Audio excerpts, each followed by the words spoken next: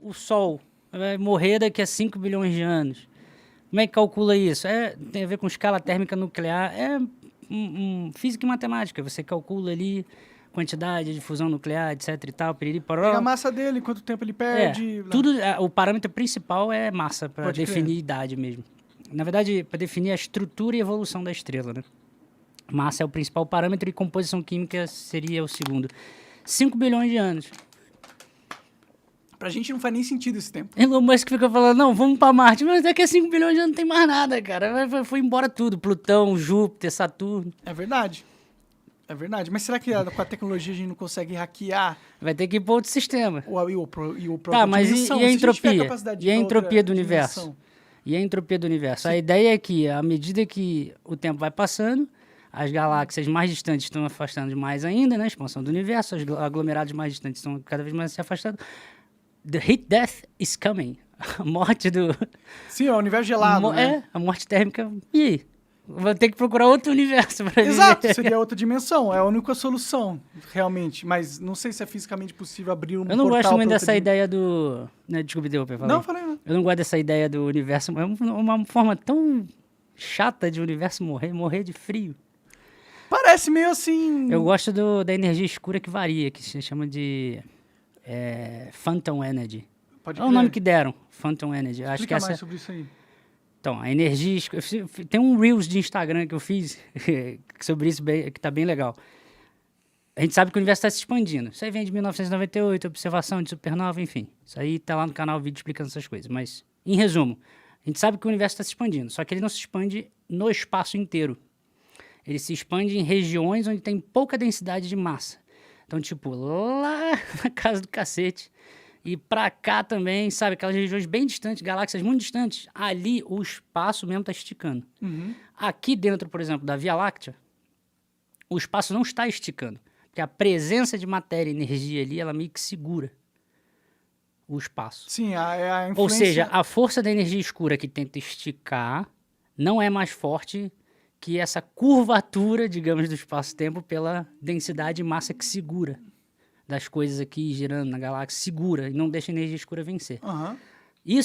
Mas isso tudo a gente está partindo do princípio que a energia escura é constante. Ela tem uma força constante. E se ela aumentar e ficar mais forte que a força da matéria segurando o espaço? Pode crer. Seria como... Começa a esticar tudo. E aí esse é o Big Rip, que é o grande rasgo. Eu acho muito feio em português. Big Rip, o que seria? Estica tudo. Aí vai esticando a galáxia, desfaz a galáxia, porque o espaço entre as estrelas vai ser muito grande. Aí pega uma estrela, estica, desfaz a estrela, porque o espaço entre a estrela está crescendo. Planeta se desfaz, sistemas planetários, tudo se desfaz. Você, eu aqui, nós, mas isso acontece... nosso corpo, tem um espaço aqui nas substâncias, se estica tudo, se desfaz, desintegra. Aí pega, sei lá, molécula, desfaz, porque o espaço entre os átomos estica. Próton e elétron, o elétron ali girando então do próton, o espaço entre os dois estica e o elétron sai do próton, isso tudo é um infinito e nunca mais você vai ter um elétron chegando perto de um próton para virar um átomo de hidrogênio. Pode crer. Então acho que essa é a maneira mais incrível do universo morrer. É bem incrível mesmo. Tudo completamente afastado e isolado ao infinito. É como se ele... Isso é muito louco, velho. Sim. Só que isso só daria para acontecer se a energia escura estivesse acelerada, né? Se ela aumentasse ao longo do tempo. Existe alguma evidência para isso? Tem uma que é uma dúvida que a galera tem. É só pra deixar a galera aí. Não, sério, tem um negocinho que mostra ali que talvez sim. Mas a galera não dá muita atenção, não. A maioria das evidências mostram que não, que o universo vai morrer de forma de frio mesmo, digamos assim. Essa é a teoria mais aceita, né? É muito louco, né? Eu sei que a matéria escura, ou a energia escura tem alguma função em manter as galáxias coesas, não tem um negócio assim? Não, seria matéria escura. Matéria escura. Isso aí são nomes que a gente dá porque a gente não entende. Isso é bizarro, né? Tem tipo 97%, 95% de toda a energia do universo que a gente não sabe quais são as regras pelas quais elas funcionam. É meio bizarro isso, né? Tipo, não sabe. Eu acho que traz uma certa humildade para o pensamento científico da época, no sentido de entender que a gente ainda não chegou nem em 5% da explicação sobre energia. Então, isso deve ser muito legal também.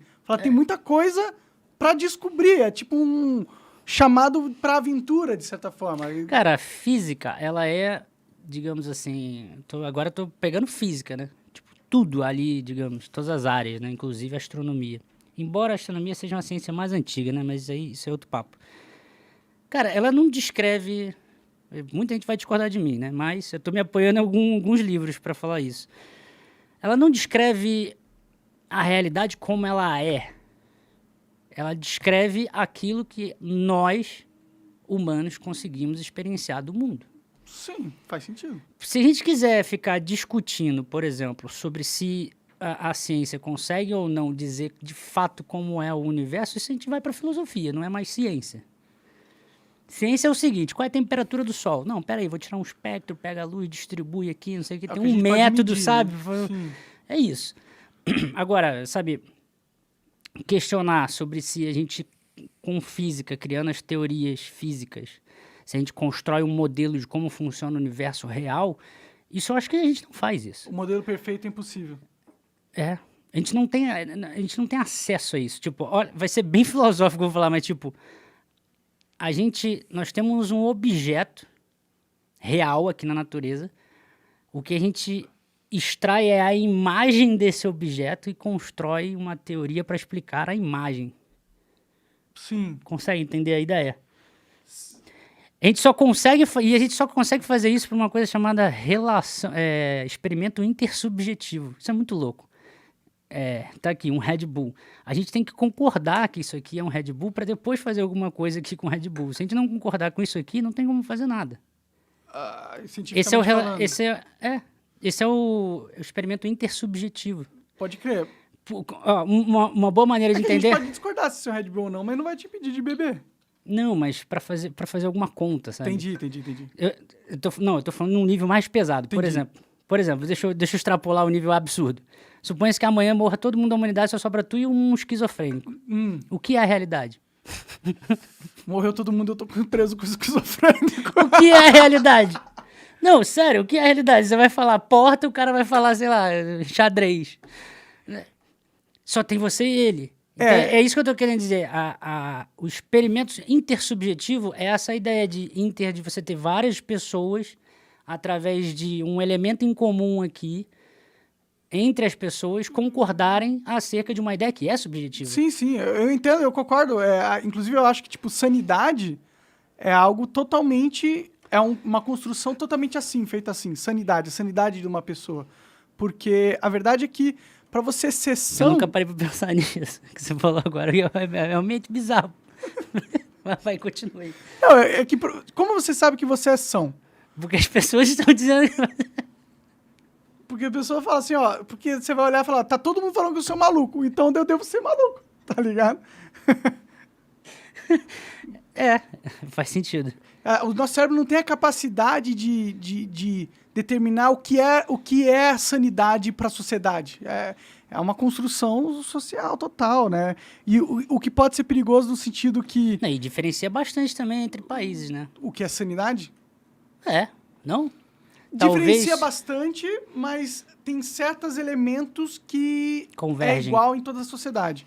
Por exemplo, é insanidade você deixar alguém passar fome porque você quer ver ela sofrer. Acho que é insanidade em qualquer lugar, eu acho. Também acho. Não sei se tem alguma região aí no mundo que, sei lá... Que aceite isso como algo natural, normal, algo são, algo de bom senso. Então, existem regras... Mas você não acha que, digamos, um suposto alienígena numa nave olhando de fora, eles não vão olhar pra gente e falar que nós, inclusive nós dois aqui conversando, eles não vão generalizar e vão falar assim, todos eles não ligam. Eles acham normal as pessoas passando fome ali, né? Eu acho que não. Pra um alienígena olhando de fora. Eu acho que não, porque aí você pressupõe que o alienígena não conhece com detalhe, não tem a capacidade de entender a dinâmica de uma espécie com bilhões de pessoas coexistindo ao mesmo tempo. Eu acho que se ele é um alienígena, provavelmente tem algo semelhante. A não ser que ele seja um alienígena de uma vida que conseguiu dominar toda a tecnologia sozinho, o que eu acho improvável. Ele provavelmente tem algum conceito de sociedade. Então, ele deve ter os parâmetros dele do que é certo ou não para a sociedade dele. E talvez esses parâmetros de o que é bom para uma sociedade ou não sejam universais, com algumas diferenças em coisas extremas, mas com uma base universal. Isso talvez seja olha que interessante. Isso talvez seja um bom ponto de estudo científico mesmo, na área, digamos, sociologia, tentar separar quais são os elementos, digamos, comuns em toda a sociedade, que não sejam os mesmos elementos que aconteceu essa convergência através da globalização. Entende o que eu quero dizer? Tipo, você vai ter uma certa cultura em países asiáticos que serão iguais ao dos Estados Unidos, Brasil e Europa, que é assim meio que misturado, porque as pessoas se falam, se conhecem, trocam experiências, e aí acaba criando-se um elemento em comum. Sim. Como é que a gente diferencia esse elemento em comum da sociedade de um que é intrínseco, que não depende da comunicação, mas que está ali, digamos, que se desenvolve de forma natural, digamos assim, espontânea em toda a sociedade. Tá vendo? É interessante. Separar essas duas coisas, né? É interessante, né? Sim, eu acho que se eu fosse tentar fazer um exercício nesse sentido, eu compararia, pegaria sociedades que não têm certa influência entre si e compararia umas com as Exato. outras. Exemplo prático. Na verdade, já deve ter alguém pensado nessas coisas, né? Provavelmente, tudo já foi pensado hoje Eu em sempre dia. falo porque eu sou burro, então alguém já deve ter pensado nessas paradas, entendeu? Não só que a gente é burro, mas a questão é que a gente não tem capacidade de pensar em todos os pensamentos que podem ser pensados. Então, obviamente, alguém já pensou. É verdade. Não, mas por que eu tô falando isso? Porque, voltando num exemplo prático da fome que você falou, a gente concorda que fome é um negócio que, porra, mexe com a gente. A gente olha e fala, caraca, não era pra isso acontecer. Sim. Só que a gente aprendeu isso. E aí é que vem a pergunta, digamos assim, será que tem, talvez, alguma sociedade isolada, mas que está desenvolvida, mas isolada, e ela teria digamos, essa mesma empatia que a gente tem? Entende? É isso que eu acho Não, eu acho interessante a premissa. interessante. Com certeza existem empatias que a gente tem que são sociais. Mas existem empatias que a gente tem que são fundamentais da nossa existência. Por exemplo, por que a gente... Em terra, não, porque... entes queridos. Não, mas isso é uma coisa mais social, não necessariamente... Não necessariamente... Por exemplo, a fome, a dor... Tipo, por que você não gosta de passar fome? Alguém precisou falar pra você que fome era ruim? Eu tô pensando aqui, desde quando a gente nasce, né? A gente não chora ali porque tá com fome e tal. Então, o seu sentimento de fome ser algo ruim, algo que você não quer, ele vem intrínseco do como você foi construído. Não foi algo que a sociedade falou assim, ó, sentir fome é errado, viu? Não, você sente fome porque é errado pra você, porque se você não comer, você morre. Então, é uma coisa, tipo, é a realidade falando, esse é um valor importante pra você. Não foi a sociedade que colocou, foi a vida em si que colocou esse valor, entendeu? Interessante. Mas e as pessoas que não sentem dor? O que tem? Se elas não sentem dor, elas não conseguem fazer essa separação de o que é fome e o que não é. Acho que elas só são pessoas que nasceram com a incapacidade de sentir fome, Não, incapacidade de sentir dor. mas Em ele todos pode os sentir aspectos. fome sem sentir dor. Acho que tem né? uma... eu esqueci o nome. Tem um... Eu acho que é uma doença, né? Não, mas tem um órgão específico que fica no... Um órgão não, falei errado. Tem algum negócio no cérebro específico que a pessoa nasce com aquilo ali danificado ou sem aquilo ali que faz ela... Ela não sentir dor. Já ouvi falar disso aí. Mas A analgesia congênita é uma doença rara que faz com que o indivíduo não sinta nenhum tipo de dor. Analgesia congênita. então, mas e qual que é o argumento? O que tem essa pessoa?